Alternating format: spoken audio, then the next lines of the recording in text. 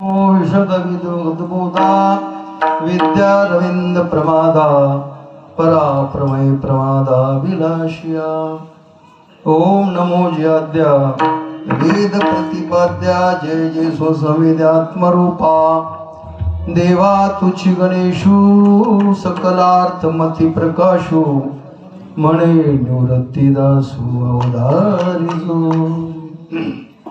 आता हृदय भरे आता हृदय चौफाळून भलेवरी पैसऊ पावले श्री गुरुची ते नमस्कारोनी आता